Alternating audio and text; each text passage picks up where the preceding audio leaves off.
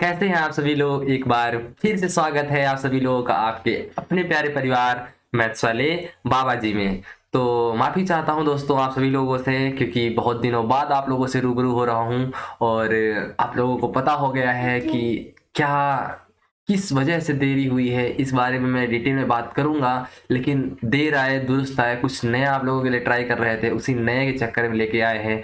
और सीटेट के लिए आप लोगों के लिए बेहतरीन तैयारी का अवसर है और अब जल्दी ही एग्ज़ाम लगने वाला है। तो आप लोगों को कैसे तैयारी करनी चाहिए, क्या रहेगी स्ट्रेटजी, और मैथ्स वाले बाबा जी यानी मैं आप लोगों के लिए क्या डेली लाता रहूँगा। और इसलिए आप लोग बने रहे हमारे चैनल पर और देखते रहे बैक टू बैक मैथ्स वाले बाबा जी। तो आज का दिन बहुत ही खास होने वाला है। हम लोग रूबरू हो जाते हैं 2019 के प्रैक्टिस सेट से, जो कि 2019 का प्रैक्टिस सेट है, आज है हिंदी का।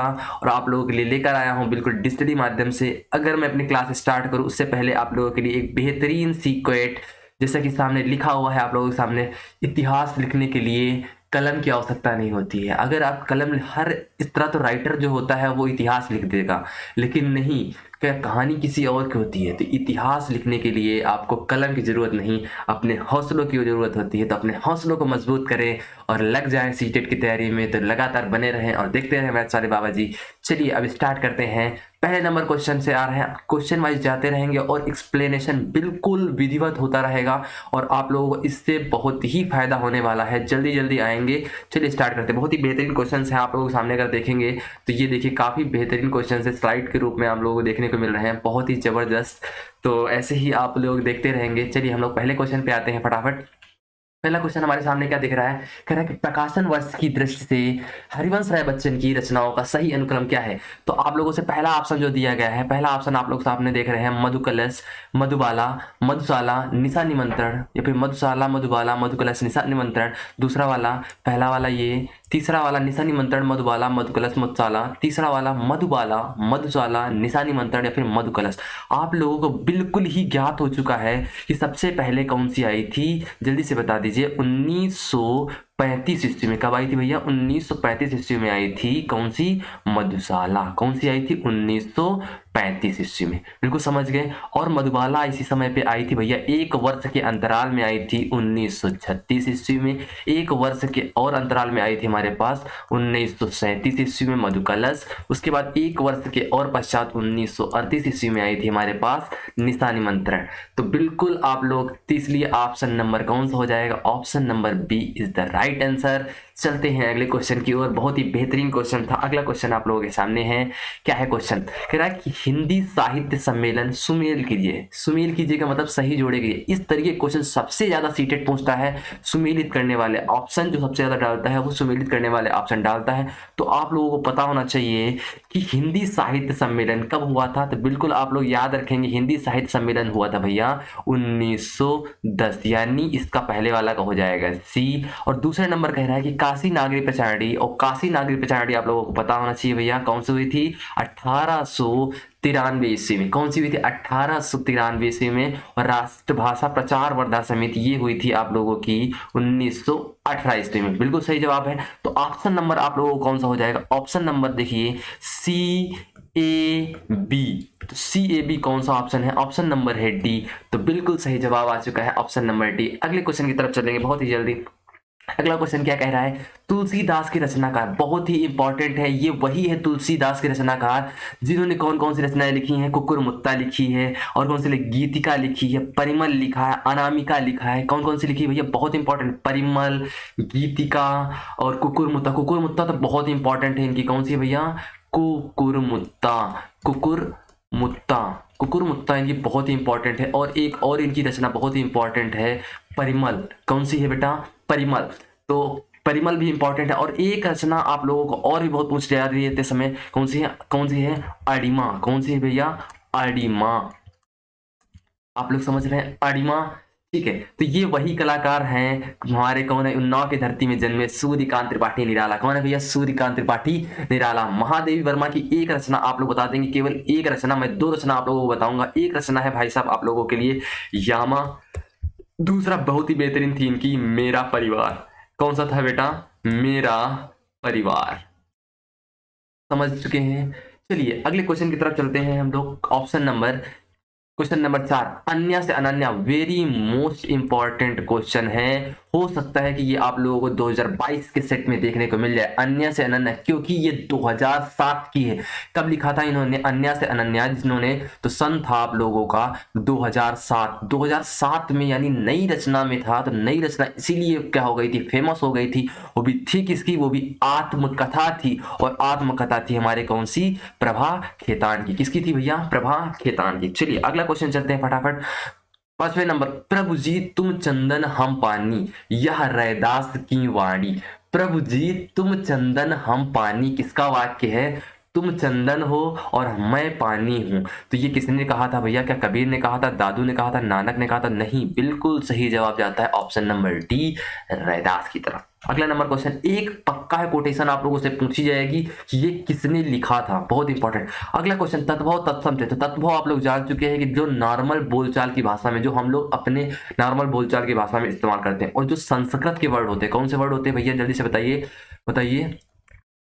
संस्कृत वाले वर्ड जो होते हैं वो हमारे पास देखने को मिलते हैं तत्सम। कौन से देखने को मिलते हैं, तत्सम वाले वर्ड देखने को मिलते हैं। तो जल्दी से बताएंगे आप लोग कौन सा, त्रिकुटी, जहां पे भी त्रि दुई यानी लगभग संस्कृत वाले मेलजोल के वर्ड हैं, तो ये हमारे पास बन जाता है त्रिकुटी। कौन सा हमारे पास बनता है, ये हमारे पास तत्सम का बनता है। अगर प्रभु, जहां पे भी तुम लोगों को देखने को मिल जाए भैया, ये आधीरा, उड़ंकीरा, ये सब क्या हो जाता है हमारे पास, ये भी हमारे किसके होते हैं, जल्दी से बताएंगे किसके होते हैं, सी, यानी इसके होते हैं तत्सम वाले के। और नाथ, भोलेनाथ, शंकरनाथ, ठीक है, जो भी है, केदारनाथ, यानी ये लग रहा है कि संस्कृति से जुड़ा हुआ शब्द है, यानी संस्कृत का जुड़ा हुआ शब्द है। तो ऑप्शन नंबर बी जो होता है, खेत नहीं होता है, और इसका क्या होता है भैया, ये खेत जो तद्भव होता है, अगर इसका तत्सम रूप देखें तो इसका तत्सम रूप होता है क्षेत्र। क्या होता है भैया, क्षेत्र होता है। अगले नंबर क्वेश्चन की तरफ चलेंगे। क्वेश्चन नंबर 7 कह रहा है आप लोगों से, निम्नलिखित में से कौन सा शब्द देशज है। तो देशज का मतलब होता है हमारी देसी भाषा में बोलने वाले, और विदेशज का मतलब जो विदेशी लैंग्वेज से लिए गए, यानी किसी दूसरी लैंग्वेज से लिए गए जो शब्द होते हैं, वो होते हैं हमारे पास कौन से, विदेशी शब्द, ऐसे होते हैं देशज। आप लोगों से अगर पूछ ले खिचड़ी, तो खिचड़ी कौन सी है, देशज शब्द है। कौन सी, जल्दी से बताइए, खिचड़ी कौन सा शब्द है, जो देशज है। जूता कौन सा है, देशज है। तो जल्दी से बताइए, क्या धड़ाम, लाश, औरत, पतलून। तो लाश तो बिल्कुल भी नहीं है, आप लोगों को पता है लाश नहीं है। पतलून इंग्लिश भाषा का शब्द है, और औरत भी नहीं है, औरत से पता है ना, वुमेन, औरत नहीं लगा रहा। धड़ाम बिल्कुल, देखो देसी लैंग्वेज यूज हो रही कि नहीं यूज हो रही, देसी लैंग्वेज यूज हो रही, तो इसका मतलब ऑप्शन नंबर ए बिल्कुल करेक्ट जवाब है। चलिए अगले नंबर क्वेश्चन की तरफ चलते हैं। क्वेश्चन नंबर 8, छछूंदर के। देखिए एक आप लोगों से चमेली, एक आप लोगों से मुहावरा पूछा जाना है, कंफर्म से कंफर्म पूछा जाना है। तो छछूंदर के सर पर चमेली का तेल। छछूंदर के सर पर मतलब क्या होता है, छछूंदर मतलब कोई भी अयोग्य व्यक्ति है, उसके सर में कोई, हम क्या कर रहे हैं, योग्य चीज दे रहे हैं उसको। जैसे हम चूतिया इंसान, मान लो हम जैसे क्रिकेटर बनना चाह रहे हैं, हमको तुम साइंटिस्ट बना दिए, तो मैं एक छछूंदर हुआ, और मुझे क्या दे रहे हैं आप, एक योग्य चीज दे रहे हैं, यानी चमेली का तेल दे रहे हैं मुझे। तो वही होता है ऑप्शन नंबर ए, बिल्कुल सही जवाब हो जाएगा, अयोग्य व्यक्ति को अच्छी चीज देना। चलिए अगले क्वेश्चन पे चलते हैं हम लोग, क्वेश्चन नंबर 9 की तरफ। ऋग्वेद बहुत ही इंपॉर्टेंट संधि है, जब भी आप लोग तोड़े और बीच में तुमको वर्ण का तीसरा अक्षर देखने में, यानी का तीसरा वर्ण कौन सा होता है, गा, दूसरा वाला चा छा जा, तीसरा वाला आप लोग देखने को मिलेगा टा ठा डा, उसके बाद देखने में ता था दा। जब भी पहले का, जब यहाँ पे तीसरा वर्ड तुमको दिखाई दे जाए, वो भी आधा, कैसा देखने को मिले, तीसरा वर्ड देखने को मिल जाए आधा, तो हमेशा याद रखना उसका पहले वाला वर्ड ही होता है। क्या होता है भैया, उसके पहले वाला ही वर्ड होता है। अगर इसको हम लोग ब्रेक करेंगे तो ये ब्रेक हो जाएगा भैया ऋक प्लस वेद। किसमें, ऋक प्लस वेद। और का के नीचे क्या होता है भैया, हलंत होता है। Option number B is right answer. बिल्कुल मजे से पढ़ते रहेंगे, 30 क्वेश्चन का बिल्कुल पोस्टमार्टम करेंगे आप लोग को लिए। अगले क्वेश्चन, आप बीती में समास पूछ रहा है, तो आप लोगों से समास पूछ रहा है, तो समास पूछा जाना कंफर्म है। तो आप बीती दिया है क्या भैया, आप बीती यानी आप पर बीती, और आप पर यानी कि कौन से होते हैं, विभक्ति दिखा रहा है। विभक्ति अगर दिखाता है तो कौन सा होता है हमारे पास, तत्पुरुष। कौन सा होता है भैया, तत्पुरुष। अगर आप लोगों से पूछ लेता है तत्पुरुष के कितने भेद होते हैं, तो बिल्कुल याद रखेंगे आप लोग, कितने भेद होते हैं, बोलिए जल्दी से, तत्पुरुष के कितने भेद होते हैं, तो 6 भेद होते हैं। जितनी की संस्कृत में विभक्तियां होती हैं, उतने ही तत्पुरुष समास के क्या होते हैं भैया, भेद होते हैं। अगला क्वेश्चन, क्वेश्चन नंबर 11 की तरफ। घोंसले में चिड़िया है, इन जहां पे में आता है तो अधिकरण में पर, आप लोगों ने पढ़ा है ना कर्ता ने कर्म को करण से वाला, तो वहीं पे बनता है भैया अधिकरण में पर। ठीक है, तो कहां से बन जाएगा, option number D is the very good right answer. चलते हैं अगले नंबर क्वेश्चन की तरफ। चल रहा है कि 11 नंबर क्वेश्चन, एक सेकंड में आप लोगों के लिए इसको थोड़ा सा सही कर दे रहा हूं और इसको थोड़ा सा मैं जूम कर दे रहा हूं, और एक सेकेंड। हाँ,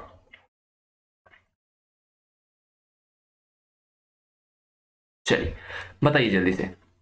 कह रहा है कि गद्यांश है 12वां 13वें नंबर की। तो कह रहा है कि गांधीवाद में राजनीति, जल्दी से पढ़िए आप लोग। क्या कह रहा है कि गांधी, एक सेकंड में भी अब आपके नीचे अंडरलाइन कर देता हूं, गांधीवाद में राजनीतिक और आध्यात्मिक तत्वों का समन्वय मिलता है। यही इस वाद की विशेषता है। आज संसार में जितने भी वाद प्रचलित हैं वो प्रायः राजनीतिक क्षेत्र में सीमित हो चुके हैं। आत्मा से उनका संबंध विच्छेद होकर केवल ब्रह्म संसार तक उनका प्रसार रह गया है। मन की निर्बलता और ईश्वर निष्ठा से आत्मा को निस्वार्थ बुद्धि का विकास होता है और मनुष्य सच्चे अर्थों में जन के लिए सेवा के लिए तत्पर हो जाता है। गांधीवाद के सांप्रदायिकता के लिए कोई स्थान नहीं है। इसी समस्या को हल करने के लिए गांधी जी ने अपने जीवन का क्या कर दिया, बलिदान दे दिया। बिल्कुल सही बात है। आप कह रहा है क्वेश्चन नंबर 12 में कि इसका जो बताना है आप लोग इसके क्वेश्चन से उपर्युक्त गद्यांश के आधार पर बताइए कि संसार के सारे वाद सीमित हैं। तो बिल्कुल आप लोगों ने देख लिया था भाई, सारे वाद कहाँ पे सीमित हैं, बिल्कुल राजनीतिक। कहाँ पे लिखा था, आज संसार में। यहां से देखिए आज, एक सेकंड में लाइन चेंज कर दे रहा हूं आप लोगों के लिए। यहां से देखिए, आज संसार में जितने भी वाद प्रचलित है वह प्रायः राजनीतिक क्षेत्र में सीमित हो चुके। तो option number A is the right answer. अगले क्वेश्चन में चलते हैं। गांधीवाद का आधार किसने बताया, एक सेकेंड बस।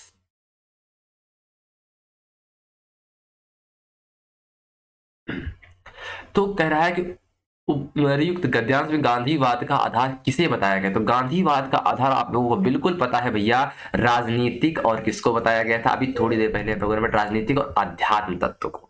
अगले नंबर क्वेश्चन की तरफ चलेंगे, क्वेश्चन नंबर 14। और क्वेश्चन नंबर 14 बहुत ही इंपॉर्टेंट क्वेश्चन बन जाता है हम लोगों के लिए। इसलिए बन जाता है इंपॉर्टेंट क्वेश्चन क्योंकि भैया यहां से पूछा जाना तय है। और यहां से पूछा जाना इसलिए तय है क्योंकि आप लोगों से पूछ लेता रांगेय राघव कौन थे। और रांगेय राघव की एक पुस्तक बहुत ही इंपॉर्टेंट है जिसका नाम है पांचाली। क्या नाम है भैया, पांचाली। ठीक है, क्या नाम है उसका, पांचाली, रांगेय राघव की। अब आप लोगों से नागार्जुन का पूछ रहे तो नागार्जुन का तो आप लोगों के लिए बिल्कुल याद रखने वाली चीजें हैं।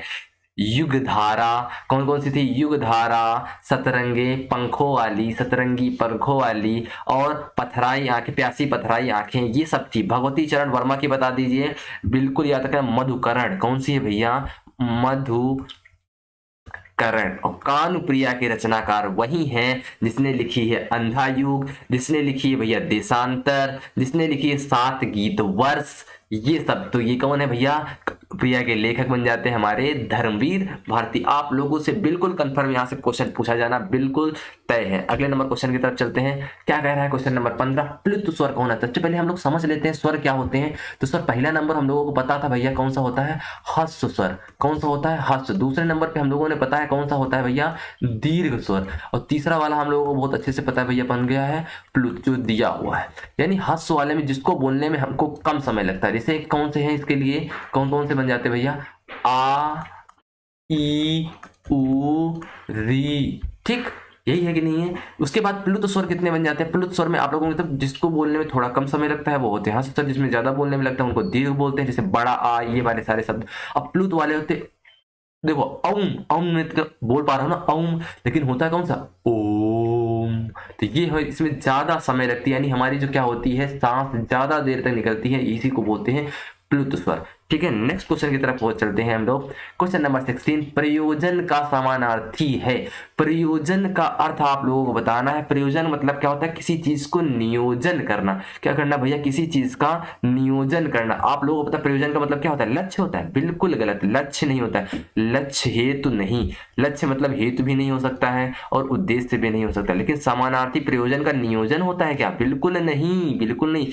आप किस, आपसे पूछते हैं आप किस प्रयोजन से आए हुए हैं, यानी आपका लक्ष्य क्या है, आप किस उद्देश्य से आए हैं, आप यही चीज पूछना चाहिए। आप पूछना चाहिए आप किस हेतु आए हैं। ये सब तीनों क्या है भैया, प्रयोजन, लक्ष्य, उद्देश्य क्या है, एक ही समानांतर है, लेकिन नियोजन इसका समानार्थी नहीं है। अगले क्वेश्चन की तरफ चलते हैं, question number 17। Wait a minute. Question number 17 की तरफ हम लोग आ चुके हैं और क्वेश्चन नंबर 17 कह रहा है कि ऋजु का विलोम। तो ऋजु का मतलब आप लोग बहुत अच्छे जानते हैं, ऋजु का मतलब जानते हैं ना क्या भैया, ऋजु का मतलब ये है, ये देखिए, ऋजु का मतलब समझिए, नहीं समझ गए, ये है डिजिटल का कमाल। डिजिटल में हम लोग सारी चीजें दिखा पाते हैं आप लोगों को, तो आप लोग समझ गए होंगे कि ऋजु ये है, ऋजु का मतलब ये होता है और ऋजु का विलोम होता है। भैया जल्दी से बताइए कौन सा, हमारे पास पूरा सर्कल यानी वक्र होता है।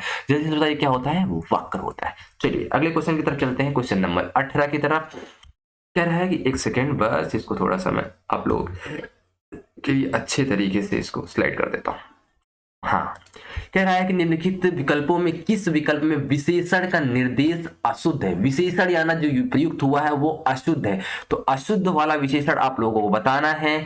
चलिए, कह रहा है कि वह ढाई, ढाई जो है क्या अपूर्ण बोधक है। बिल्कुल सही बात बोली गई है, क्या अपूर्ण बोधक है, अशुद्ध है। जल्दी से बोलो, नहीं, ये एक शुद्ध है। ढाई क्या होता है भैया, अपूर्ण होता है। दूसरा, दूसरा, पहला, दूसरा, तीसरा, बिल्कुल भैया क्रमवाचक विशेषण है। ठीक है, तीसरा, वह नौकर, वह नौकर कोई विशेषण नहीं है, वह नौकर कोई विशेषण ही नहीं है।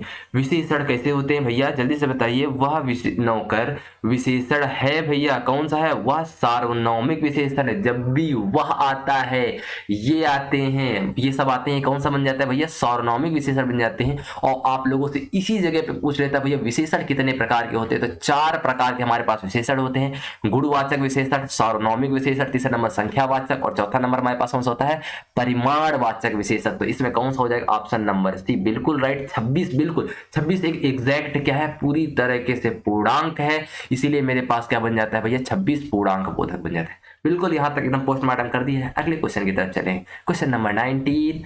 बस एक सेकेंड का आप हम लोगों को सवाल ऐसे, चलिए बताइए जल्दी से क्या है क्वेश्चन। आप भला तो जग भला, अगर आप सुखी हैं तो हम भी सुखी हैं, यानी सारा संसार सुखी है। तो आप में बताइए, जल्दी से जल्दी बताइए, आप में कौन सा लगा हुआ है हमारा विशेषण।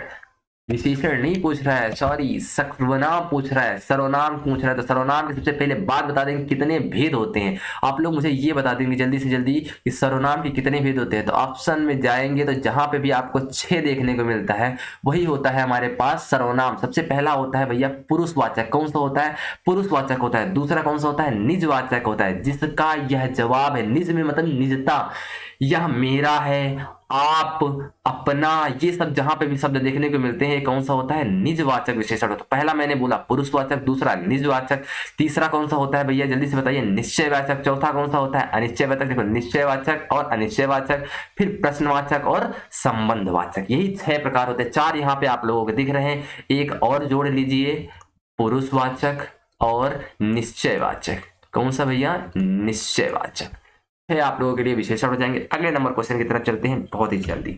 अगला नंबर क्वेश्चन आप लोगों के सामने है, कह रहा है निम्नलिखित में कौन सा शब्द भैया पुल्लिंग है। तो पुल्लिंग के लिए बिल्कुल सब, आप हमेशा जब भी पुल्लिंग पूछा जाए तो पुल्लिंग में एक काम तुरंत कर दिया करिए। बताइए कौन सा काम करना है आप लोगों को, एक काम ये करना है कि जल्दी से जल्दी उसको ये करें कि अपने वाक्य में प्रयोग करते हैं। किसमें करते हैं, वाक्य में प्रयोग करते हैं। तो वाक्य में प्रयोग कैसा होता है भैया बताओ, कैसे कहते हैं ना, चील उड़ रही है, कैसे कहता है, चील उड़ रही है ना, आसमान में उड़ती चिड़ैया वाला हाल। दूसरे नंबर बोलता है कड़ी बंद कर दो। कड़ी, जहां पे बड़ी की मात्रा देखने को मिलती है, लगभग कड़ी ना, कड़ी लगा दी है, लगा दी है ना, तो ये भी कैसा बन रहा है भैया, स्त्रीलिंग में।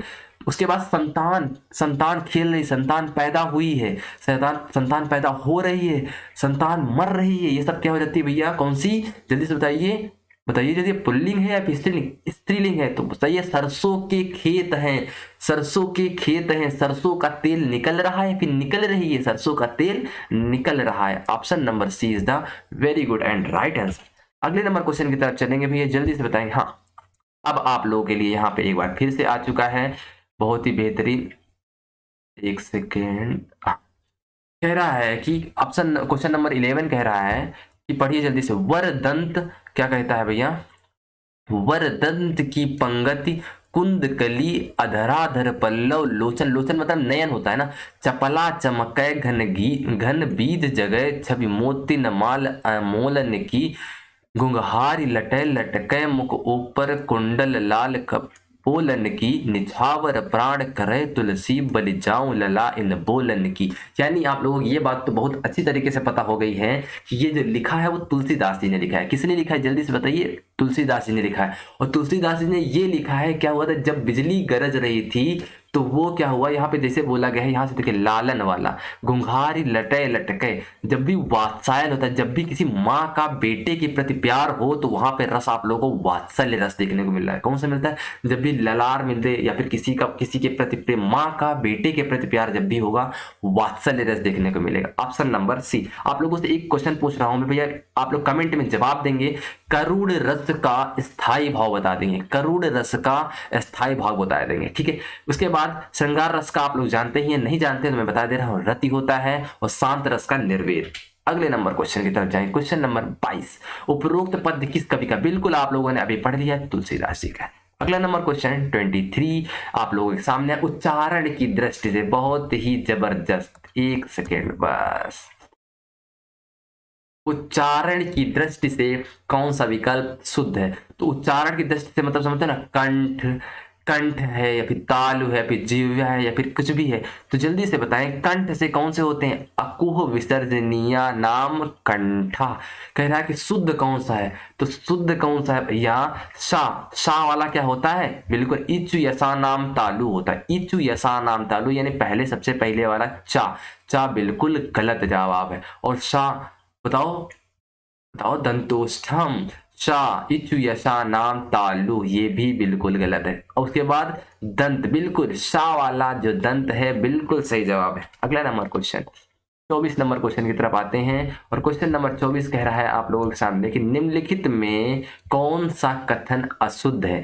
कथन अशुद्ध का मतलब आप लोगों को इसमें कथन में क्या करनी है भैया? गलतियां ढूंढनी है, और वही वाला हमारे पास है। एक बात पहले बताओ कि छा जो होता है वो क्या संयुक्त व्यंजन है? बिल्कुल, छात्रांज्ञा, जो भी छात्रांज्ञा ये सब कैसे हैं भैया? संयुक्त व्यंजन होते हैं, बिल्कुल सही बात। विसर्ग कंठ वर्ण है, बताइए जल्दी से, विसर्ग क्या होता है? कंठ वर्ण होता है। अकुह विसर्जनीय नाम, क्या बोलता है भैया? अकुह विसर्ज, तो यानी विसर्ग भी होता है एक कंठ का उदाहरण, ठीक है।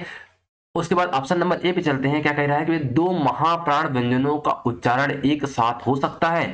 जल्दी से बताइए, दो महाप्राण, ये तो नहीं हो सकता है। महाप्राण जैसे छाइया, छाइया हो सकता है? छा और इया दोनों का अलग अलग है, छा अलग है, जा अलग है, इया अलग है, तो इन सबका क्या हो सकता है? योग बना हुआ है, लेकिन इनका दोनों का उच्चारण क्या हुआ है भैया? भिन्न है। तो ऑप्शन नंबर ए बिल्कुल राइट जवाब है। अगले नंबर क्वेश्चन की तरफ चलते हैं। क्वेश्चन नंबर बोल रहा है 25 नंबर, क्या कह रहा है? क्वेश्चन नंबर 25, मेरे लड़के ने मेरी आज्ञा का पालन नहीं किया, वाक्य में लड़के के विषय में कौन सा विकल्प अशुद्ध? अशुद्ध आप लोगों से सबसे ज्यादा पूछा जाने वाला शब्द है, और अशुद्ध आप लोगों से पूछा ही जाएगा कंफर्म। अशुद्ध, शुद्ध और अशुद्ध की वर्तनी आप लोगों से बहुत पूछी जाती है। कह रहा है कि मेरे लड़के ने मेरी आज्ञा का पालन नहीं किया, मेरे लड़के ने मेरी आज्ञा का पालन नहीं किया, तो इसमें क्या होगा भैया? पुल्लिंग होगा, कर्ता वचन है या फिर बहुवचन है? मेरे लड़के ने मेरी आज्ञा का पालन नहीं किया, इसमें क्या होना चाहिए था भैया? मेरे लड़के ने मेरी आज्ञा का पालन नहीं किया। मैं लड़के, जहां पे मेरे लड़के जहां पे लिखा तो मेरे लड़के नहीं होगा, मेरे, मेरा होता, मेरा लड़का, फिर ठीक यह हो सकता था। मेरे लड़के वाली अशुद्ध शब्द है, ठीक है। मेरे लड़के, ये चीज गलत हो गई। बहुवचन, मेरे लड़के यानी बहुत की बात कर रहा है, पालन नहीं किया यानी बहुवचन, यानी कौन सी? वचन संबंधी है, ठीक है। चलिए अगले नंबर क्वेश्चन की तरफ चलते हैं। क्वेश्चन नंबर 26 आप लोगों के, राम आम खाता है, राम आम खाता है। आप लोगों से वाच्य भी पूछे जाने वाले हैं, कर्तवाच्य, कर्मवाच्य, भाववाच्य। जब भी कुछ नहीं दिखता है आप लोगों को, एकदम नॉर्मल सा दिख रहा है आप लोगों को, राम आम खाता है, क्या खाता है? जब जवाब मिल जाए, क्या खाता है? आम खाता है, तो यानी कौन काम कर रहा है? कर्ता कर रहा है। राम ने रावण को मारा, किसको मारा? रावण को, यानी कर्म, ठीक है। उसके बाद क्या होता है? भाववाच्य, जब कहीं भी भाव निकलता है वो भाववाच्य होता है, तो ये कर्तवाच्य है। अगले नंबर क्वेश्चन की तरफ जाते हैं। क्वेश्चन नंबर 27 आ चुका है। रहीमन पानी राखिए बिन पानी सब सून, मोती गए न उबरे मोती मानस चून। यानी इसमें देखा होगा आप लोगों ने भैया, पानी पानी जो है, मैं पानी पानी हो गई, सैया ने देखा इसे, मैं तो एकदम गीली गीली हो गई। ठीक वही चीज है, पानी पानी का मतलब जो पानी पानी, जैसे ये एक प्रकार से रहीमन जी जो थे वो फैन थे भैया किसके, टोनी कक्कर के। वही एक ही नंबर बार बार डायल किया करते हैं, एक ही वर्ड को बार बार पेस्ट किया करते हैं। जब भी एक वर्ड को बार बार आप लोगों के सामने पेस्ट किया जाता है तो वहां पे याद रखना, पेस्ट किया जाने का मतलब चिपक जाता है, उसी को बोलते हैं भैया हमारे पास कौन सा, श्लेष अलंकार। उत्प्रेक्षा कहाँ पे होता है, मनु मानो जनु जानो जनहु मनो, ठीक है, रूपक में डैश होता है। अगले नंबर पे आते हैं, क्वेश्चन नंबर 28 पे। बस निम्नलिखित में कौन सा शुद्ध है, इसमें अशुद्ध नहीं, आप लोगों से शुद्ध पे। तो चांद ऐसे नहीं लिखा जाता है, चांद के ऊपर क्या लगा हुआ होता है भैया, ऐसे लगा हुआ होता है। अंक ऐसे नहीं लिखा हुआ होता है, आप लोगों को बहुत अच्छे से पता है, जल्दी से बताइए कौन सा है। अंक ऐसे नहीं लिखा जाता है, आप लोगों को पता है, अंक ऐसे लिखा जाता है। आंख भी ऐसे नहीं लिखा जाता है, चंद्रमा के बगैर अधूरा है। अंगना बिल्कुल शुद्ध शब्द है, अंगना, आपके द्वारे ना, वही वाला अंगना वाला। चलिए, किस शब्द की वर्तनी बिल्कुल सही है, ये तो एकदम इंपॉर्टेंट क्वेश्चन बन जाता है। इसमें याद रखना, जब भी सन्निधि वाला आता है तो दो ना होती हैं, जहां पे भी दो ना देखने को मिले आप लोग वहां पे पहुंच जाए। तो एक मुझे ये देखने को मिल रहा है, एक मुझे ये देखने को मिल रहा है, ये दोनों ऑप्शन तो बिल्कुल गलत हो गए। सन्निधि नहीं होता, सन्निधि जहां पे दो ना होते हैं, और धी नहीं होता, सन्निधि, सन्निधि। तो यहाँ पे बड़ी दी की जो मात्रा लगती है, ये गलत ऑप्शन जाता है। तो option number D is the right answer. चलिए अगले नंबर क्वेश्चन की तरफ। क्वेश्चन नंबर 30 लास्ट क्वेश्चन है इस सेट का, 30 ही क्वेश्चन पूछे जाते हैं आप लोगों को बताओ। उपाराचल, देखो एक आ चुका है आप लोगों के लिए सीडीपी के लिए। तो सीडीपी कैसी आती थी, जिसको पेडोगॉजी बोलते हैं, क्या बोलते हैं भैया, जिसको पेडोगॉजी बोलते हैं। तो पेडोगॉजी के लिए हम लोग आ चुके हैं बिल्कुल जल्दी से फटाफट। और ये केवल हिंदी का विशेषण था, एक्चुअली में आप लोग अगर जो भाषा लैंग्वेज चूज करते हैं वो हिंदी वाला था, तो ये हिंदी वाला वही। उपचारात्मक शिक्षण की सफलता निर्भर करती है, यानी उपचार आप कैसे करेंगे। अब उपचार की सफलता निर्भर किस पे करेगी, ये आप लोगों को समझना है। सबसे पहली बात, उपचार कब करेंगे, सबसे पहले ये बताओ। अगर मैं डॉक्टर के पास जाता हूं तो वो उपचार कब करेगा, सबसे पहली बात वो मेरे अंदर जो क्या होगा, जो मर्ज होगी, वो मर्ज को क्या करेगा, वो जानेगा, जानेगा कि नहीं जानेगा। तो यानी उपचार वो तभी कर सकता है जब तक उसे उसकी समस्या नहीं पता होगी। तो भाषिक नियमों के ज्ञान पर बिल्कुल गलत, भाषिक नियमों के आधार पर तो उपचारात्मक शिक्षण क्यों करेंगे हम लोग, कोई लैंग्वेज वाली शिक्षण ले सकते हैं किसी भी भाषा अध्ययन के लिए। समय व अवधि पर बिल्कुल गलत, समय अवधि नहीं ले सकते हैं। अब देखो समस्याओं के कारण, बिल्कुल सही बात, जब जी उपचार आएगा तो आप लोग याद रखेंगे वहां पर समस्या पता होनी चाहिए। अगला नंबर ऑप्शन है उपचारात्मक शिक्षण की सामग्री पर, ये सामग्री पर नहीं, सबसे पहले तो हमें समस्या पता होनी चाहिए। तो इसी प्रकार से हम लोग 30 क्वेश्चन कर चुके हैं, और 30 क्वेश्चन कर चुके हैं। तो बहुत ही आप लोग हमारे साथ साथ बने रहें, और ऐसे ही आप लोग हमारा साथ बनाए रखें, और आप हमसे प्यार करते रहें। और हमारी मेहनत अगर आप लोगों को अच्छी लग रही है तो please do like share and comment, subscribe my channel. जल्दी से प्लीज 1000 करा दीजिए, आप लोगों के लिए बहुत ही अच्छी खुशखबरी है। और मैं आप लोगों को बता रहा हूँ, ये क्लासेस जो देखने को मिलेंगी ये आप लोगों को डेली देखने को मिलेंगी। जब तक आप लोगों को सीटेट का पेपर नहीं हो जाएगा, डेली प्रैक्टिस लेके आऊंगा। हिंदी की और गणित की तो जरूर से जरूर लेके आऊंगा मैं डेली क्लासेस। और इसके साथ हो सकता है अगर आप लोग जो भी कमेंट बोलेंगे वो मैं जरूर लेके आऊंगा। और आपके यहाँ जो भी कोई अगर सीबीएसई, आईसीएसई, यूपी बोर्ड का पढ़ने वाला बालक हो तो बता दीजिएगा, जल्द ही जल्द से आप लोगों के लिए विशेष सूचना लेके आने वाले हैं मैथ्स वाले बाबा जी। और ऐसे ही प्यार करते रहें और अपना सपोर्ट बनाए रखें, लाइक शेयर सब्सक्राइब जरूर करें। धन्यवाद।